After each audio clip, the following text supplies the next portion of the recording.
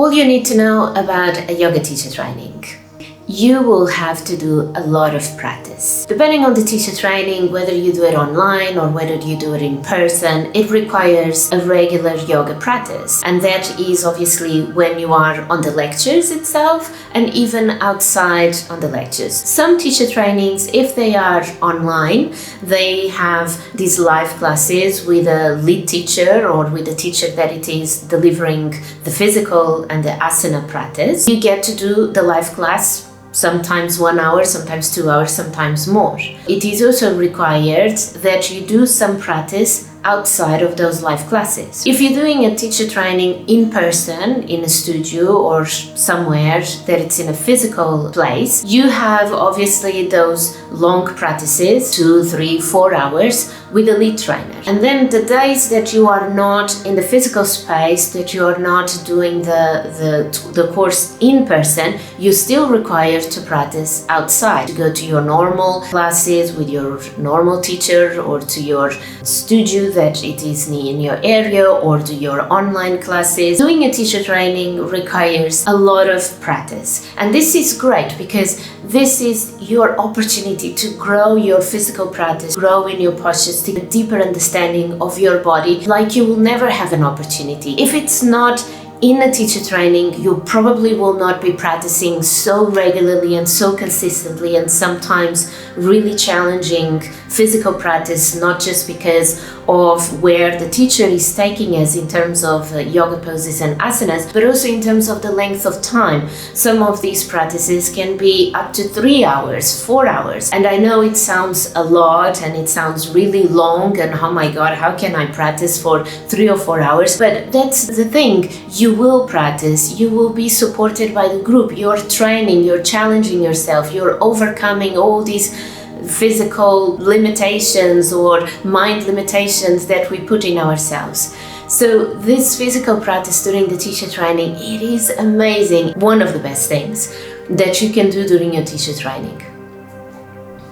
Give and accept feedback. In a yoga teacher training, you are going to receive a lot of feedback, whether that's from the teachers that are leading the training or whether that's from the people in the group. And it's the best place for you to grow. Grow from the feedback that people give you. So you have to work on some cues, or you have to work on the way you're delivering the class, or the way you're presenting your sequence or teaching your sequence, or you need to grow on the reaction that you had to the feedback. You know, most of us sometimes find it difficult to receive some feedback, and the work that we have to do within ourselves sometimes is a lot more important than the feedback itself. Giving feedback is another thing that sometimes we get a bit like, oh, I'm not sure, I don't want to hurt anyone's feelings and so on. But this is not about hurting people's feelings. This is not about being mean or anything like that. This is about giving feedback to help other people, other yogis in the group to grow. So during a teacher training, we have the space, we have the permission to grow. And when we grow, we need to be able to give feedback in a way that it's compassionate and it is constructive and it's going to help others grow. And also we need to be able to learn how to receive feedback in a way that it's going to help us grow and not put us down. And if you think in terms of your students, it's going to happen very similar things. As a teacher, you're there to help them grow in their practice. If you're able to give feedback in a way that it's going to help them grow, it's going to make yourself a much more powerful teacher. If you're also able to receive feedback from your students without putting you down or feeling bad about the feedback that you receive, it's just going to help you be in a more powerful place. Be a student. Be always a student. When you are in the teacher training, there is so much to learn. There is a lot that we need to teach in a 200 hours, and sometimes it's not enough. Sometimes we add a few extra hours here and there just to give you as much content as possible so that you can leave the teacher training with as much as you can leave to teach a powerful class, to be an inspiring yoga teacher. But it doesn't stop there. Very often the students say that this is is just the beginning, and you will always be a student. Now, it is important to understand that being a student is not just being in a classroom. Being a student is going out there, putting in practice what you've learned, and learn from that experience of sharing what you've learned. Sometimes the mistake that I see very often is that students finish their teacher training, are so excited, so pumped about learning, they've learned so much that they want to go and start another training, and then another training, and another training, and another training. And I find that it is a lot more useful if you take some time to apply the teachings that you've learned and you get feedback on that. You learn, you put it in place, and you get feedback. You kind of get a feel for the learnings, and you implement and you integrate the learnings. Homework. Homework, definitely most teacher trainings give you homework to do. Mainly because, like I said, sometimes there is no time to give you all the things that we want to give you, to teach you all the things we want to teach you, and to give you that extra thing for you to be a powerful teacher. So the homework is going to help you with that. And I'm pretty sure that most teacher trainings will have some sort of homework for you to do.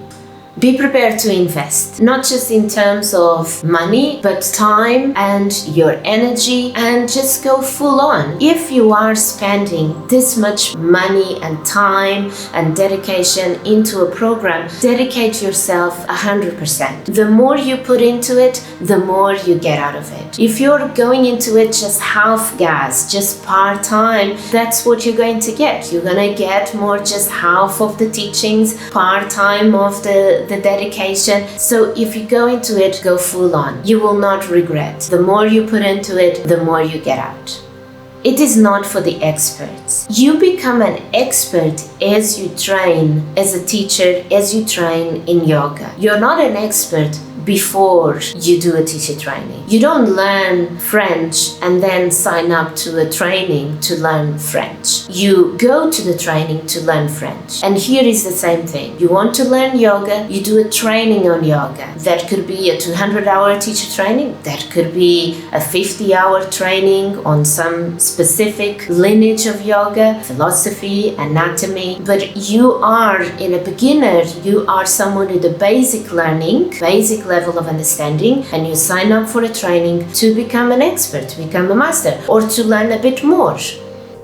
It is not about the poses. I could not tell you how mistaken I was when I've done my teacher training, and I thought it was about teaching yoga poses, down dogs, how to get people to go from pose to pose, and it's nothing like that. I was very surprised when I was at the training, in the middle of the training, and we started learning about what yoga really is. In a way, it was a very good surprise, and I'm happy it was a surprise. I'm happy I didn't know anything about it, because now I have a story to tell, but also I just loved it. I love the immense world of yoga. I've learned the huge pool of teachings that yoga has, that it's nothing to do with yoga poses. So nowadays with YouTube and Google, you can find out a lot more what yoga really is, but it's not about the poses. So be ready to learn a lot more. Be open-minded that there is subjects you're going to learn that you never even thought about. And the last one is that there is teaching involved. It's a yoga teacher training, and whether you choose to teach or not teach, you will be asked to teach the small group that you're training with, or to teach a class with real students. And I love being a teacher. I went to a teacher training to become a yoga teacher, but every time we had to teach, I was just like, oh no, I don't want to teach. But I was just like this because it's stressful. You are uncomfortable. You're putting in the spot. You're being judged in a way. So, but it's good. It's a good place to be. You're in an uncomfortable position, and you have to learn how to be comfortable in an uncomfortable position. So expect to teach during your teacher training.